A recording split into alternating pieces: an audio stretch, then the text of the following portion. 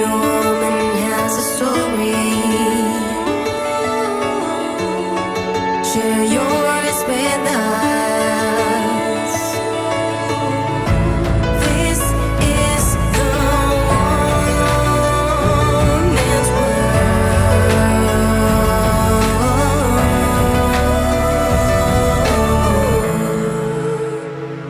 You're welcome to Women's World Show. Here we use the breakthrough moment and word of a successful woman to inspire and motivate you.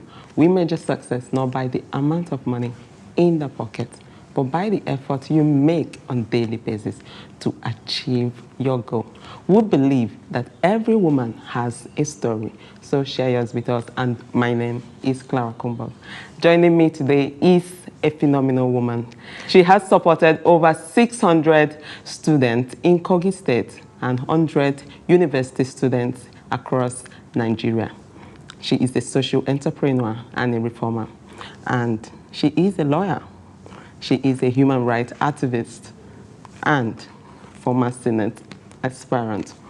Is that right? Yes, candidate and actually the future senator. So the race is still on, yes. Thank you so much, Clara. Thanks for having me. Thank you for coming. I really appreciate you honoring our invitation. Pleasure is all mine. And your vibe is all over the place. Oh my gosh, I didn't expect that, I must say.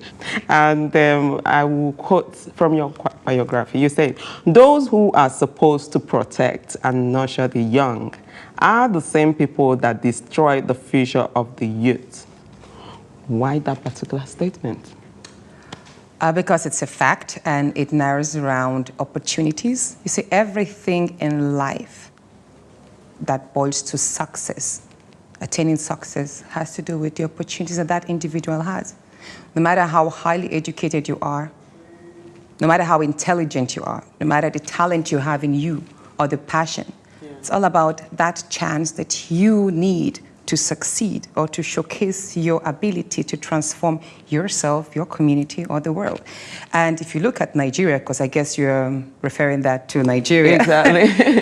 What we have here is there are very few mentors, very few people who have attained that niche and are willing to open up and teach the younger generation. Exactly. And many of those who are actually in politics, the older generation just want to hold on to authority themselves. They are so self-centered and selfish that they don't even want to mentor and give opportunity to their own children. I wouldn't want to mention names, except you want me to go all out. Please bring it on, we're ready. For example, for the past 20 years, I've been hearing about the Outdoor Base and the Tinubus and co. And I begin to wonder, don't they have children? How come it's just the same Only people? the same group of Right from when they people. were 40s, they were in service. 50s, 60s, 70s, some of them actually, almost 80s, and they're still there. And you're like, how about the younger generation? How about giving opportunities to others? I mean, the world is transforming. There's so many innovation. Of course they do. And then you don't even get to hear about their children. I'm sure there's some intelligent kids with potential. So that's why I say that, you know, many people are not being given the opportunity to succeed and contribute their own quota towards developing themselves, their communities, and their country, because the opportunities lay tight-fisted in the hands of a few. Yes. She's on fire. Oh my God, this section is going to be amazing, but thank you for a beautiful, as in it's always stated, because it makes all sense after reading your biography. You know, the way you laid it all down, the way you feel, and you directed it to humanity, your love for people, and reaching out to a lot of people. You have also given, as in, you've given a part of you to 600 students across the state. Yes, of course. Okay. Please. Many have asked, what exactly is my connection with humanity? And I say it's very simple. Human beings are the greatest resources any country has, and you cannot grow a country without growing the people. Yes. So, and that's why, and of course, growing the people, growing the minds, opening the minds, knowledge, education. And I thought, going back home to my village, just always quite impoverished, yes, and just so many children who are out of school. And even though their tuition is just about 2,000 naira a year. They still but then you see, yes, because in the villages there, in these marginalized communities, you find most homes are polygamous, and you have a woman having 7, 8, 9, 10, 12 children. And then that woman, all she does daily is she fries akara. I don't know if you understand, like the pudding, bean pudding. or she roasts corn, or she sells onions in the market, That's and she it. has like 10 children. Why having so many And then- children like that when you can't even... I know, but that's another question. You see, when these people in the villages have practically, they have no education or family planning. And you can even see a driver having 4 wives, and each wife on average has like 7 kids. So just imagine the magnitude and the pressure that that family now puts on the parents, especially the women who seem to be running the economy of the home. And then you have one woman having 7 children paying 2,000 naira a year. You have to clothe that child. You have to take care of the feeding. Yeah. You have the child that falls ill, healthcare, and then you realize that it's all from dad. And it's impossible. Yeah, so that's why I say, you know what? I went in there and I just took on 5 schools, and amongst them I have 233 children. But that's not just all.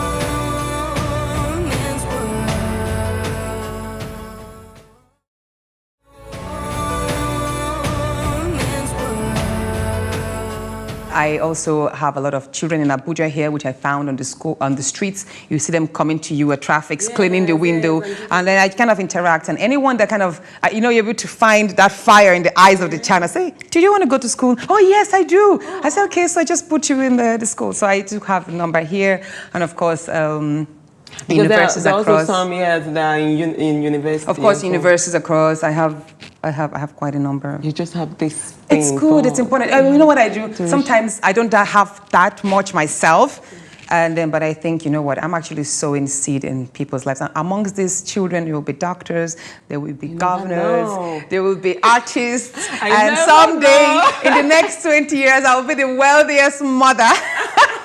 So that's the business. This is like investing in people. Way, yeah. I tell you, very soon you're going to watch me. I don't think I'm going to have to struggle. And when people are like saving for their pensions and old age, I'm like, I'm investing in the right people. I have the children that will take care of me. Yes, I have. Exactly. Some will come with private jets, so that's fine. Oh, that's awesome. Wow. Thank you. Perfect way to thank you. Don't get people to think that way. Yeah, very it's just about often. sowing in people. And I would direct it in a way that our show also have gone.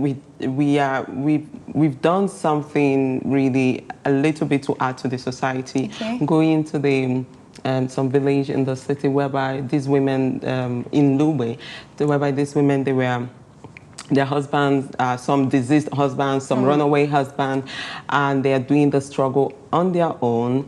Their children doesn't go to school anymore. So in one way, we just, what can we do for these children? For me, I think I got so emotional. I didn't plan for it. Yeah. I would say that I planned for it, and I got in there, and this women, we helped the woman first. That was the plan. But then the children, I was like, my child doesn't go to school, this, that. So I was like, okay, I'm going to start one child at a time. Yeah. One child at a time. There's so much need in the world. Actually, there's just so much. And then when you go in there, you find this vacuum. Exactly. And then it's just you. And then there's just so much you can do. And then you try to give. And each time you give, you lose a bit of yourself, and then you need time to recoup. So I understand, but it's a good thing. It is, but the thing is, it just feels, it feels really amazing, because I think what got me carried away is because I knew how it is to come from here. Yeah. So the struggle to So you could connect, there was this empathy. I promise I was running tears. But I'll tell you something. This show you're doing is more than enough. Oh, you see, we need platforms that will tell women's stories. There's especially African, Nigerian women need a platform to tell real stories, and that's what you're doing. Because you know what? For every young girl that sits down there and watches this, you are just opening her mind and building these big dreams that it's going to be possible. And it depends on the kind of story you tell. A young girl somewhere in the village who one day will watch you will connect that. Like through my formative years, I used to be glued to the TV watching Oprah Winfrey. I loved Oprah. Like I would just sit and like, oh my goodness, her story, the trials she went through, the challenges, and how she grew to acquiring the same radio station that did not want to, it was like, this is a woman who grew from nothing to become one of the wealthiest black women in the world. Amazing, yeah. And you know one thing? Before I became a full-blown social entrepreneur, I was struggling in my mind, like I didn't want to work in the corporate world anymore. I wanted to give more to society. But Oprah has always been that. So I had to travel to America to attend one of Oprah's shows, and I bought. Really, you did? I tell you, I did like 3 years ago. I was like, I needed that aha moment. I was just like, you know what, you can do it. And I went online. I found this show she was doing. It was like, to live the life you want. Yeah. And it was the Miami session because she was touring America. And I checked, all the tickets were gone. Okay, so I had to like buy off like a platform that sells like resells tickets. And the only ticket available was $1,500. And I was like, I don't care what it is, whatever it's going to be. I just needed to be. That push. Yes, I got that ticket and I got on the next available flight, which was also expensive because it was such a narrow time. And when I went there, I tell you, I was like on the second row. It was the VIP seat, second row from the stage. And this is, you know, I tell you, the first few months, the first few minutes, I didn't even hear what she was like, that's Oprah Winfrey. I like pinch myself, that's really Oprah Winfrey. And then I sat there and I took in everything she said. And it was just like reliving so many years of my childhood, the dreams. And then she was like, you know, everything you've ever thought and dreamt of is possible, but you just need to begin. A stepping stone, just one start. Start. Because we procrastinate a lot. And that was how I came back to Nigeria and I said, you know what, that's it. I started. I will continue this conversation. It's getting all juicy because he is so good. But we'll be right back after this break.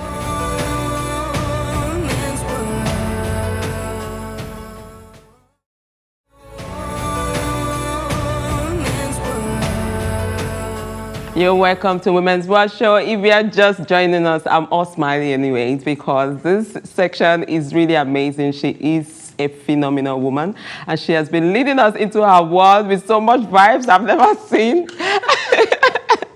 And she is a woman you want to watch out for her. She's coming. She's fully ready. And okay, I will, you know, again, I stalked you, and I made some point out of what I got from you. It's fine. Let's go.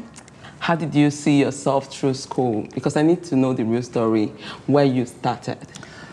I would just tell you in a very simple term. I don't know if the audience across the world understand what hustle means. Hustle, yeah. You work hard work.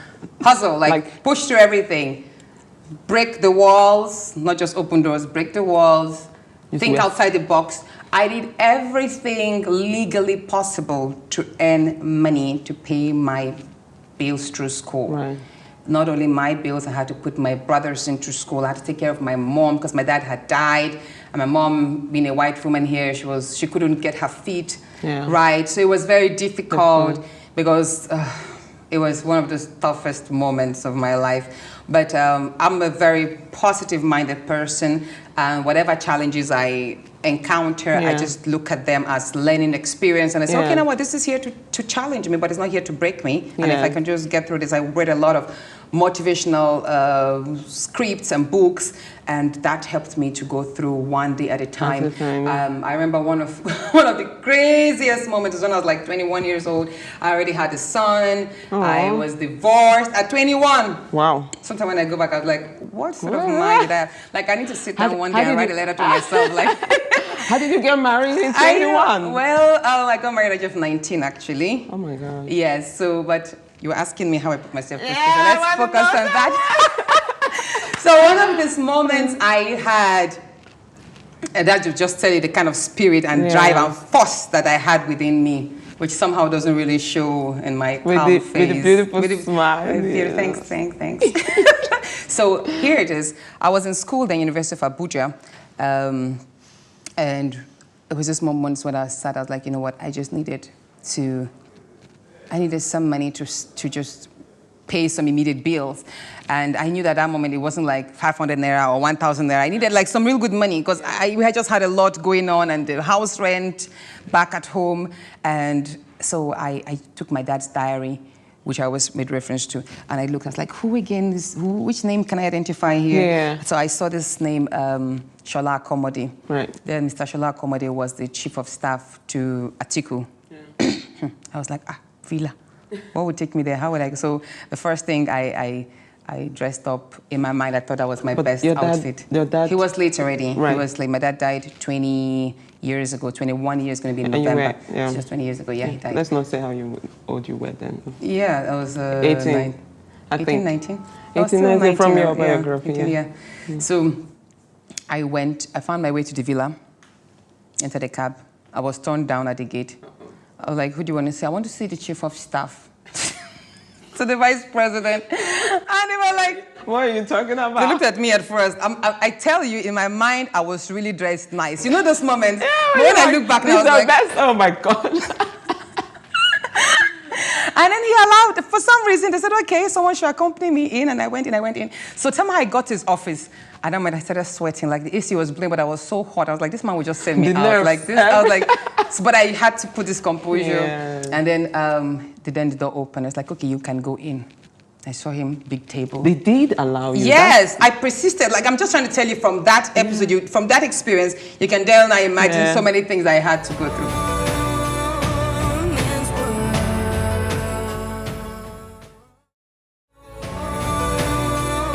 Women's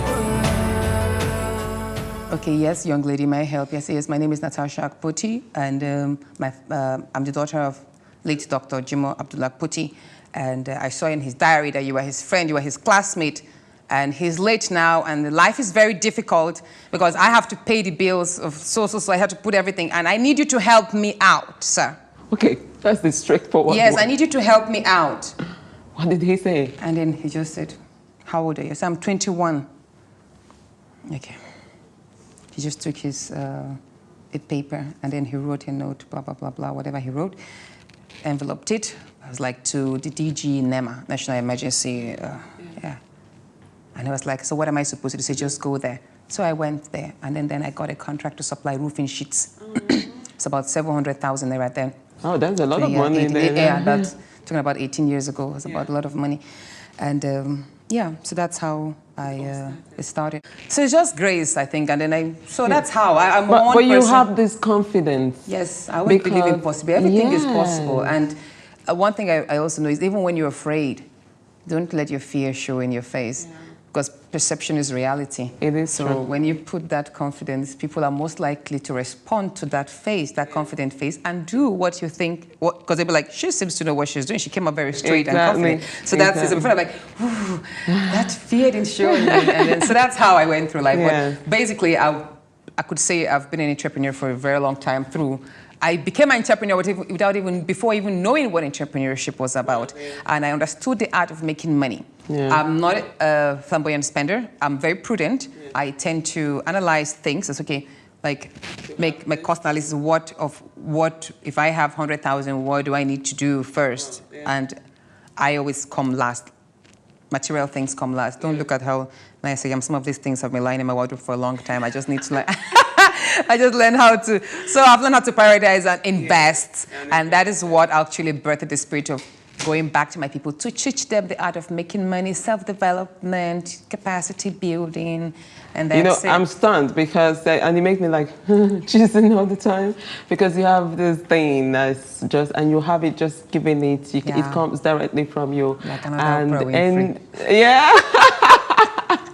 but really, it's really flowing very well. So I will still ask you that question. You were trying to run away from it. Why did you get married so early at 19 and divorced 21?